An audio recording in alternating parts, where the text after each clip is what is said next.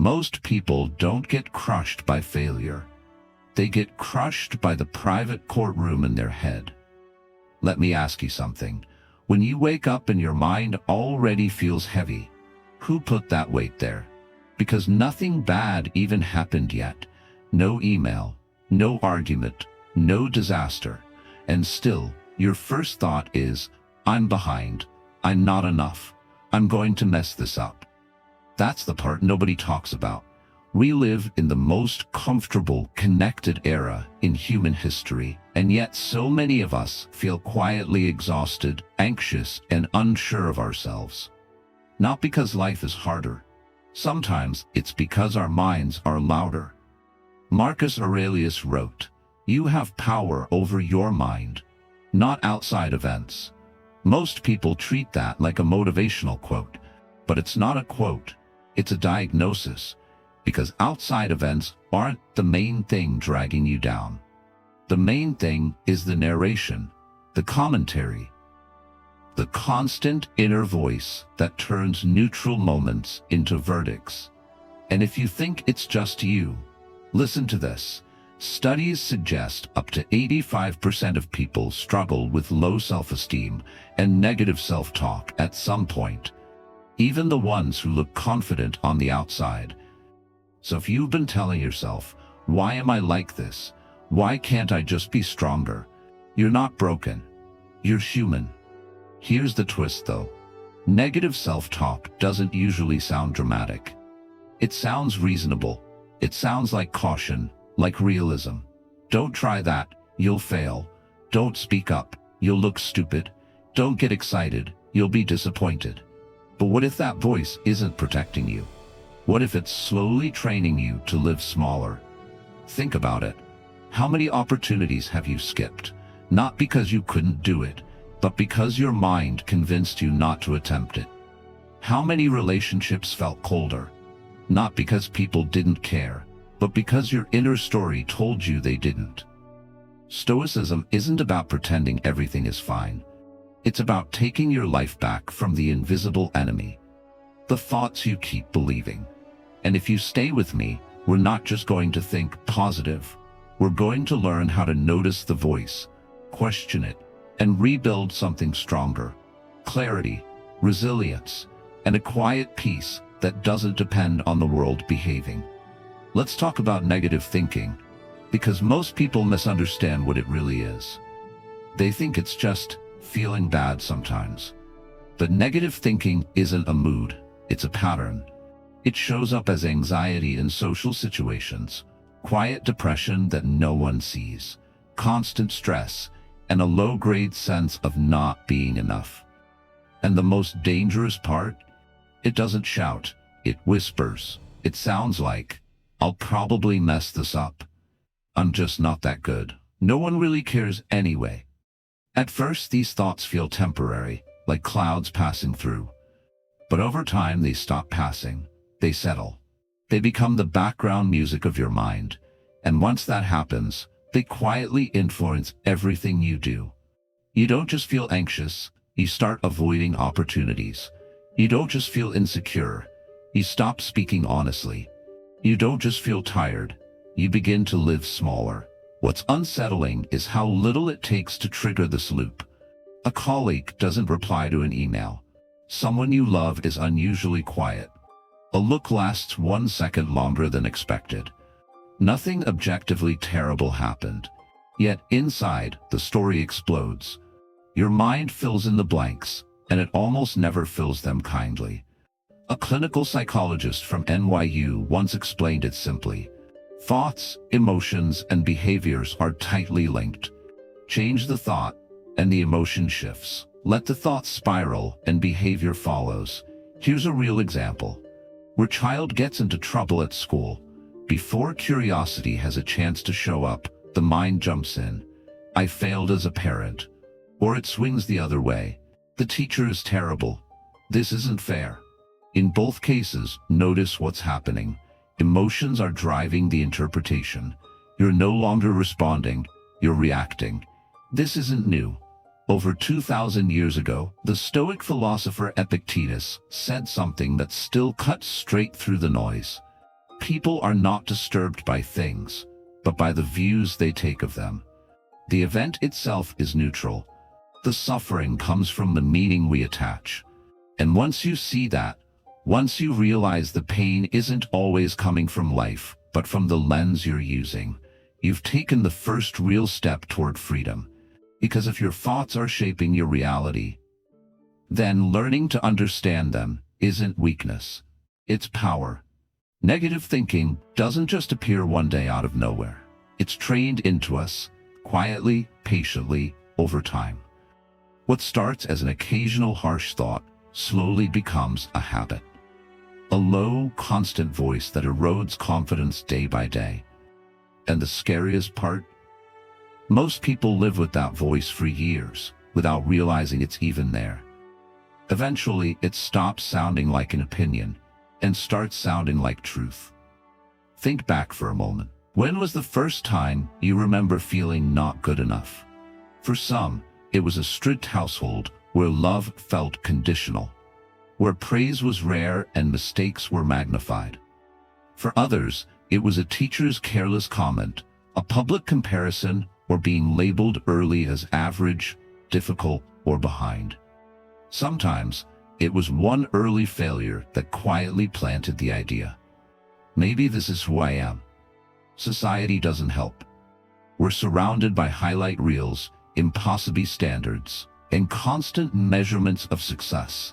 Every time you fall short, another invisible brick is added to a wall separating you from your confidence. Over time, these messages repeat so often that they become automatic. And once a belief repeats daily, it doesn't matter how much encouragement you receive from the outside. The inner voice is louder. That's when distorted thinking patterns take over. One mistake becomes a disaster, catastrophizing. One rejection becomes proof you'll always fail, overgeneralization. One imperfect moment becomes total failure, black and white thinking. The mind stops observing reality and starts editing it. Carl Jung warned that many of our strongest beliefs don't live in conscious thought, but in the unconscious. Old wounds, unnamed memories, and unresolved emotions quietly steer our behavior from behind the scenes, like a tinted lens coloring everything we see. So what do? You don't fight the voice. Fighting only gives it more energy. You recognize it. The moment a self-critical thought arises, pause and ask, is this actually true? Where did this belief come from? What evidence exists that says the opposite? Most of the time, what you've been calling truth is nothing more than a mental habit. Marcus Aurelius understood this discipline well. He wrote, "If it is not right, do not do it. If it is not true, do not say it." That applies not just to words spoken aloud, but to the ones spoken silently in your own mind. You are not required to believe every thought you think. And the moment you realize that, the grip begins to loosen. Most people believe life changes first, and then the mind follows. But that's backwards. There's a reason the Bible says we are transformed by the renewing of the mind, because before your circumstances shift, before your confidence grows, before your habits improve, something quieter has to change first. Your inner dialogue. If you've ever really listened to the way you talk to yourself, you might be surprised. The mind doesn't rest. It replays regrets. It rewrites conversations. It quietly sabotages hope before it has a chance to breathe. Why did I say that? Why can't I get this right? Who do I think I am anyway? This isn't rare, it's human, but it's also exhausting. And here's where Stoicism often gets misunderstood. Stoics don't tell you to just think positive. They would have rejected that idea completely. Slapping optimism over unresolved fear doesn't create strength. It creates denial. Marcus Aurelius never said, "Pretend everything is fine." He said, "You have power over your mind, not outside events." That's a very different kind of strength, because real power doesn't come from controlling the world. It comes from directing your thoughts. Even when the world feels messy, unfair, or uncertain. So how do you begin? First, awareness, not judgment, not fixing, just noticing. When a negative thought appears, don't immediately argue with it. Pause. Name it. This is a thought, not a fact. That small gap creates space. Second, write it down. Journaling isn't about being poetic. It's about catching your mind in the act. When you see a thought on paper, it often loses its authority. Then ask a simple question. If a close friend came to me with this thought, what would I say to them? You'd probably offer understanding, perspective, patience. So why is your inner voice so much harsher? Renewing the mind doesn't happen in a dramatic breakthrough. It happens quietly, through repetition, through choosing, again and again, not to feed every thought that shows up uninvited. Some days you'll forget. Some days the old scripts will win. That's okay, because renewal isn't a moment. It's a practice. And the more consistently you choose clarity over cruelty, the less power those old patterns will have. Until one day you realize something subtle but profound. Your mind no longer works against you. It works with you. Most people underestimate how much their environment is shaping them. They think their mindset is something purely internal, something they should be able to fix on their own. But the truth is, your mind does not grow in isolation. It grows in the soil you place it in. Jenny Blake once said, "Most people will tell you you're crazy to try. Find the ones who say you'd be crazy not to." That line sounds simple, but if you really sit with it, it explains why so many people stay stuck for years without realizing why. Your environment is not neutral. The people you talk to, the rooms you sit in, the voices you hear every day, these things quietly train your nervous system. They teach you what's possible. They teach you what's safe. And sometimes, without bad intentions, they teach you to doubt yourself. Seneca warned about this more than 2,000 years ago. Associate with people who are likely to improve you. Not flatter you. Not compete with you. Improve you. Positive people don't drain your energy trying to prove something. They don't feel threatened by your growth. Instead, their confidence gives you permission to believe in yourself again. They say things like, "Why not try? You can figure it out. Failing isn't the end." That kind of energy matters more than motivation ever will. Look at high-pressure fields like sales. Rejection is constant. Confidence is survival. The people who last aren't always the most talented.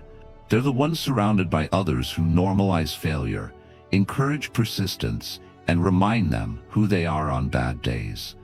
Their circle carries them when self-doubt tries to take over. But environment isn't just people. It's your physical space. A cluttered room quietly keeps your mind cluttered. It's your digital diet. Endless outrage, toxic news, and comparison-heavy social feeds train your thoughts to stay tense and defensive. It's your communities, online or offline, that reinforce either growth or fear. Decluttering your space isn't about aesthetics. It's about giving your mind room to breathe. Filtering what you consume isn't avoidance, it's discipline. Choosing growth-oriented communities isn't elitist, it's survival. If you're serious about changing your thinking, don't start by forcing your mind to be stronger. Start by being intentional about what surrounds it. Because your environment is either lifting you up or slowly pulling you down. And once you realize that, choosing better surroundings becomes one of the most powerful acts of self-respect you can make. Understandable. We underestimate words, especially the ones we aim at ourselves. In our culture, self-deprecating talk is often treated like humor. We call ourselves stupid. We joke about being a mess. We laugh it off, as if words don't leave a mark. But they do, quietly, repeatedly, deeply. Negative self-talk doesn't just express how you feel, it teaches you how to see yourself. Miss a deadline and the mind jumps in. Of course you messed it up. Say the wrong thing, and it whispers, "Why are you always like this?" Over time, these words don't sound harsh anymore. They sound familiar, and familiarity starts to feel like truth. Ancient wisdom understood this long before psychology did. The Bible says, "Kind words are like honey, sweet to the soul and healthy for the body." It also warns, "The tongue has the power of life and death." That's not poetry, that's a warning label.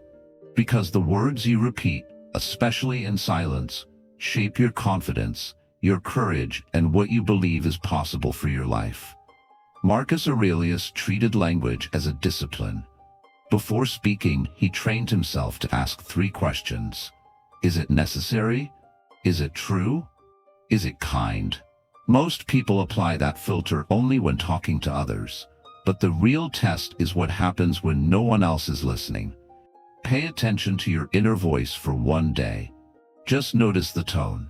Is it patient, or is it sharp and unforgiving? Do you ever speak to a close friend the way you speak to yourself after a mistake? If not, something is off. The practice here isn't fake positivity, it's honest kindness. When a harsh thought shows up, pause, acknowledge it, then choose a response that builds instead of tears down. Sometimes that response sounds like, "You're learning. This doesn't define you. You can try again." And sometimes the most powerful response is silence. Not feeding the thought, not adding another insult to the weight you're already carrying. Silence, when chosen consciously, can be an act of strength. Words are tools. They can be weapons, or they can be bridges, guiding you forward when doubt tries to pull you back. When you learn to speak to yourself with clarity, honesty, and a touch of compassion, something shifts. Your mind stops fighting you, and that's how negative thinking begins to lose its grip. One word at a time. Here's a shift that changes everything once you truly see it. You are not your thoughts. You are the one who notices them. Most people live as if every thought in their head is a command, a verdict, or a fact. A thought appears, "I'm not enough," and they immediately step inside it, sit down, and start decorating it like a permanent home. But Stoicism teaches something radically different. Your mind is more like a house with many rooms. Some are bright and open. Others are cluttered with old memories, regrets, and labels you picked up long ago. You don't have to live in every room just because the door is open. You are the one walking through the house. Michael Phelps, the most decorated Olympian in history, once admitted that his greatest opponent wasn't the pool, it was his mind. Behind the medals were years of self-doubt, depression, and a relentless inner voice telling him he wasn't enough. What helped him heal wasn't forcing those thoughts away. It was recognizing them and talking about them. He learned that a thought only has power when you believe it in silence. That's the heart of awareness. When a harsh thought shows up, you'll always fail. Pause and name it. Ah, that's just a thought. Not a prophecy, not a fact, just a thought. That simple act creates space, and space weakens the grip. Next, write it down. Getting thoughts onto paper pulls them out of the shadows. What felt overwhelming in your head suddenly looks smaller, more manageable, more human. And if you can, share it with someone you trust. Shame survives in secrecy. Awareness dissolves it. Now, let's talk about letting go. Letting go doesn't mean pretending the past didn't hurt. It doesn't mean excusing what happened or forgetting the lessons. It means refusing to let yesterday keep deciding who you are today. Epictetus said it clearly. People are disturbed not by things, but by the views they take of them. The pain isn't always the memory, it's the story you keep replaying. Forgiveness, especially toward yourself, isn't weakness, it's courage. Each time you notice a thought without following it, each time you allow it to pass without feeding it, you're loosening the chains, slowly, gently, honestly. And in that growing space between you and your thoughts, something unexpected appears. Peace, clarity, and the freedom to choose who you become next. Most people think stillness means silence, no noise, no notifications, no distractions. But you already know that's not enough. You can be sitting alone in a quiet room and still feel restless, overwhelmed, and mentally exhausted. That's because true stillness has nothing to do with the outside world. It's an inner condition. Marcus Aurelius understood this deeply. He wrote that people search for peace in retreats by the sea, in the countryside, or in the mountains. Yet the most peaceful refuge is found within one's own mind. Stillness isn't a place you go. It's a skill you practice. We grow up in a culture that celebrates constant movement. Busy equals important. Rest feels unproductive. Sitting quietly with yourself can feel uncomfortable, even threatening, because that's when the thoughts we've been avoiding finally show up. So we stay distracted. We fill every empty moment with screens, noise, or urgency, and without realizing it, we train our minds to panic in silence. Stillness is the opposite of that habit. You don't need a monastery. You don't need incense or perfect conditions. Start with 5 minutes. Sit, breathe, and watch your thoughts move. Not control them, not fix them. Just observe. At first, the mind will resist. Old worries surface. Unfinished conversations replay. Anxiety about the future tries to grab your attention. That's normal. The goal isn't to make the thoughts stop. It's to stop chasing them. Let them pass like clouds across the sky. When you do this consistently, something subtle but powerful happens. The mind begins to settle, not into emptiness, but into clarity. You start responding instead of reacting. A comment that once triggered you loses its edge. A problem that felt overwhelming becomes workable. This is what real control feels like. Stillness doesn't make life easier. It makes you steadier. In the middle of chaos, pressure, or uncertainty, you discover a calm center that doesn't collapse the moment things go wrong. You're no longer at the mercy of every impulse or emotion. That is the gift of stillness. And the more often you return to it, even briefly, the more familiar it becomes. Until one day you realize something important. You don't need the world to slow down for you to feel at peace. You've learned how to carry that peace with you. And in a noisy, reactive world, that quiet strength is rare. Here's something most people never realize until much later in life. Your brain is constantly changing. The only question is, in which direction? Neuroscience calls this neuroplasticity. Simply put, your mind reshapes itself around whatever you focus on most. Attention isn't passive, it's active. It's not just a spotlight, it's also a vacuum cleaner. What you look at gets illuminated. What you dwell on gets pulled inside. That's why two people can live the same life and experience it completely differently. Let me tell you about Carl. Every morning, Carl wakes up already tense. His mind runs through unpaid bills, unfinished projects, past arguments, imagined disasters. He tells himself he's just being realistic. But by mid-morning, he's exhausted, short-tempered, unable to enjoy anything that isn't urgent. Carl didn't realize this at first, but his attention was feeding his anxiety. Every time his mind drifted toward worry, he stayed there. He replayed it, analyzed it, fertilized it. Then one small shift changed everything. Carl learned something simple but powerful. I can't control every thought, but I can choose what deserves my attention. So he practiced redirecting it. When his mind spiraled, he paused, took a breath, and gently shifted focus toward his child laughing, a task he actually completed, the feeling of air on his face during a walk. Nothing dramatic, nothing fake. He didn't deny problems existed, he just stopped feeding the ones that were poisoning him. At first, it felt unnatural. Some days he forgot completely. Other days, the old habits pulled him back in. But slowly, something changed. The negative thoughts still appeared, but they didn't stay as long, because attention is a form of training. William James once said, "The education of attention would be the education par excellence."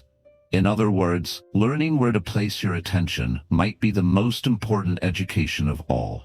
You don't need to eliminate negative thinking. That's unrealistic. You only need to stop nurturing it. Choose what's worthy of your energy. Choose what helps you grow instead of shrink. Choose again and again what you feed your mind.